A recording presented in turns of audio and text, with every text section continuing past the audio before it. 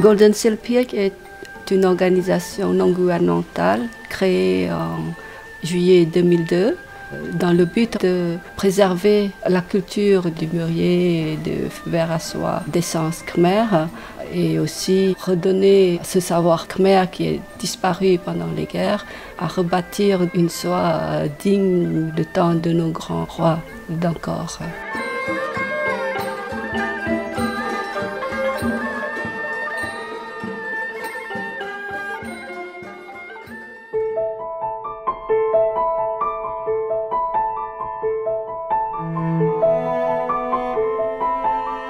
Les motifs que nous fabriquons à partir de cette soie sont d'essence khmer, reprises des bas-reliefs d'iconographie des temples. Tout le process, que ce soit de la plantation de mûrier où nous utilisons que le fertilisant naturel pour protéger, non pas seulement le verre, mais la terre, notre mère terre, pour qu'elle nous redonne encore des beaux pieds, des belles fleurs et que les vers qui en mangent respirent aussi ce côté naturel et authentique. Et que ce soit donc des pieds de mûrier jusqu'à la filature où nous filons avec des femmes qui passent une journée de 7 heures pour filer 250 grammes de fil de soie. Tout cela se fait toujours manuellement. L'histoire commence en fait avec cette passion pour le Cambodge, le désir de faire quelque chose pour emmener le Cambodge à une certaine dignité.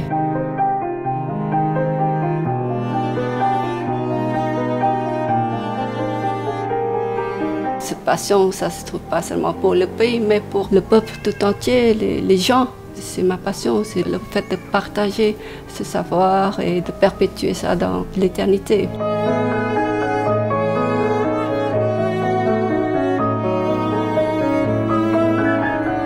Il y a plus de 20 ans de cela, mon expérience au camp des réfugiés à Site B, partie de Surin, où j'ai travaillé avec les personnes âgées, les orphelins, les femmes de guerre, avec qui, en fait, durant le rapatriement de 1992, nous avons continué ce projet-là, à amener les orphelins au Cambodge et à rebâtir encore un orphelinat. Et les orphelins, depuis, ont reçu une éducation, une formation professionnelle. Certains sont mariés et ont des enfants et on leur a trouvé du travail. Et je me suis dit, bon, qu'est-ce que je fais, quoi? J'ai des enfants qui sont partis, je voudrais encore aider une autre partie, c'est-à-dire passer d'action aide humanitaire à un développement, puisque nous sommes dans un pays où il faut tout reconstruire. La base, elle est là, les gens ont un potentiel énorme, même s'ils n'ont pas eu droit à une éducation à l'école ou quoi, c'est d'intervenir auprès de ces défavorisés et de leur donner une formation. Et c'est là où, en fait, l'idée de venir faire quelque chose avec la soie, même si moi, au départ, je n'y connais rien. J'ai eu une initiation en tant que directrice au Centre national à soie Purk, où j'ai travaillé en fait 1 an. J'ai cette initiation où on parle de la soie jaune et c'est à partir de là que j'ai dit, bon, il est temps peut-être de faire ce développement et d'aller plus loin dans ce qu'on peut apporter et trouver cette solution de cette soie. Qu'est-ce que c'est que la soie jaune et comment on peut bâtir un projet autour de cette soie, d'où la naissance de Golden Seal Peak.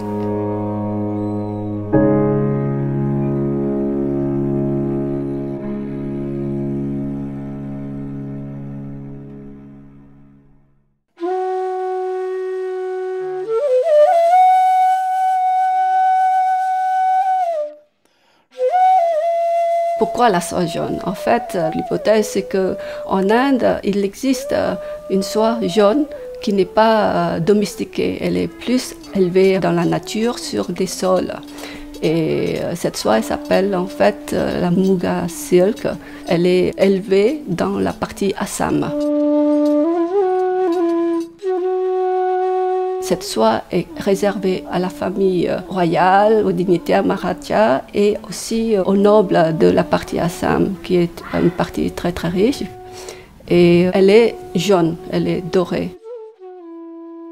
Nous supposons en fait avec ces constructions de temples au temps de la splendeur d'Angkor que cette soie a été ramenée puisque l'influence de la construction d'Angkor, que ce soit d'Angkor Wat à Bayon, où on voit encore tous ces étoffes, la parale, le tissu, le parasol ou que ce soit l'oriflamme, la soie, elle a aussi été sans doute amenée par cette variété-là qui vient donc de l'Inde. On peut aussi retrouver l'existence, puisque je n'ai pas créé, j'ai continué une partie de ce qui existait déjà, qui a été préservé pendant les guerres. Les événements des Khmers rouges ont perturbé toute cette continuité. Mais il y a un bassin qui a été préservé, et ce bassin est à Nomsrok. C'est un village tellement éloigné de la grande route, l'accès est difficile. La soie jaune a été encore faite par les différentes familles où il y a encore ce savoir-faire au niveau des paysans. Ça démontre bien que toute la partie nord-ouest jusqu'à Surin, qui est en fait une ancienne région du Cambodge, continue de perpétuer cette soie dorée, que même les Thaïs le qualifient de soie khmer, puisque j'ai moi-même été et qu'ils considèrent que c'est une soie khmer, khmer silk. Et ce bassin-là est très proche des temples. Donc c'est là où on peut conclure que quelque part, s'il y avait une culture de mûrier et un élevage de cette soie, c'est pour servir les dignitaires et les rois du temps d'Angkor. Puisque ce bassin existe, c'est que quelque part, c'était une production destinée à la cour royale et aux dignitaires.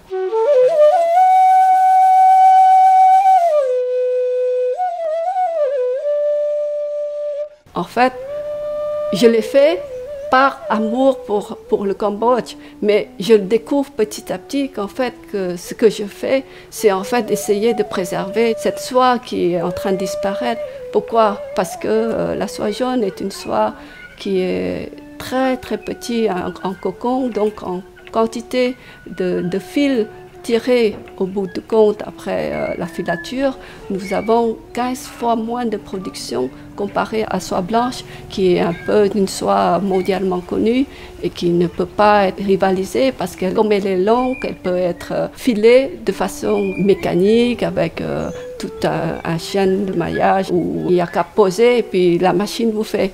Ici, la soie jaune, comme elle est petite, elle a une longueur de 180 mètres linéaires, il faut tout faire à la main. C'est-à-dire d'abord filer à l'extérieur du cocon, il y a une partie déjà qui n'est pas très utilisable par son côté inégal du fil. Donc vous avez peut-être 60% le maximum du cocon qu'on peut utiliser en soie fine pour faire des super tissus.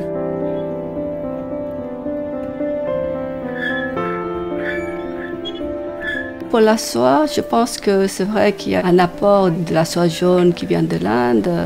Il y a aussi de la soie blanche par l'intermédiaire de la Chine, où le fameux chinois Zhu Daguan, qui était venu encore à la fin du XIIIe siècle, en témoigne, puisque lui-même parle des parasols en taffetas rouge, les tissus de la cour et bien d'autres encore. Et dans tout ce qu'il avait dit, il y a aussi le fait que cette soie est aboutie par le biais des Siam, où la majorité quand même des Siamos sont des Chinois. Et donc la connaissance de la culture, de l'élevage de cette soie-là a été passée par le côté siamois, mais où les Khmers ont pu aussi s'incruster et être dedans pour comprendre ce que c'est que la technique de départ de l'élevage même et comment on aboutit au cocon et à la soie.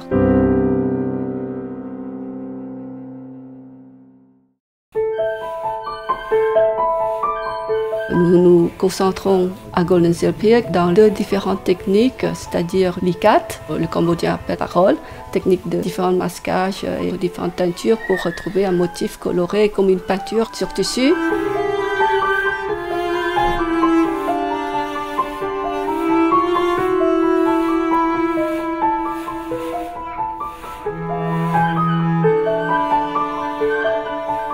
Une Une autre partie, c'est le brocatel royal. C'est une sculpture sur tissu, en quelques mots.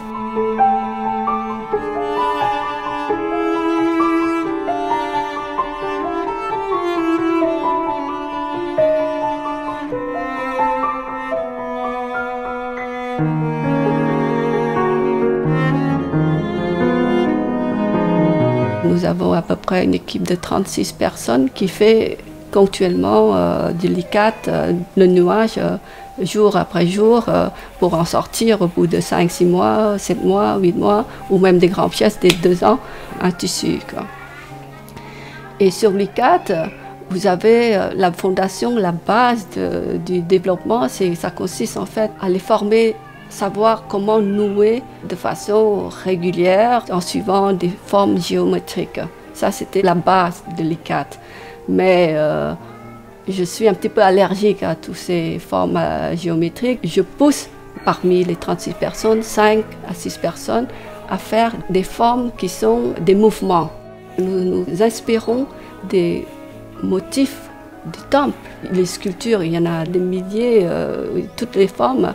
Et donc, à partir des bas-reliefs du temple d'Angkor Wat ou de Manthei Srai, nous commençons à prendre des photos et à redessiner à partir de ces sculptures sur papier millimétré avec lequel on donne une certaine forme et couleur. Et les filles peuvent compter, puisqu'il faut une base, et la base, c'est déjà le dessin. Elles peuvent reconstituer ce dessin sur le tissu, que ce soit en icate ou que ce soit en brocatel royal. C'est vraiment l'art khmer pris pour construire une base qui est restée de nos jours un héritage, pour pouvoir perpétuer ce message à travers les gens qui le porteront dans le monde entier. Et ce bas-relief, que ce soit aux États-Unis, en France ou en Russie, il sera là. Et les gens demanderont peut-être plus tard ce que c'est. Et il reviendra toujours au temple, à Angkor Wat, à Bayon, au Manthei Srai et tous ces édifices merveilleux qui se trouvent à Siem Reap et dans le Cambodge. Je ne sais pas comment c'est à Siem Reap, mais la plupart à Siem Reap, c'est vrai.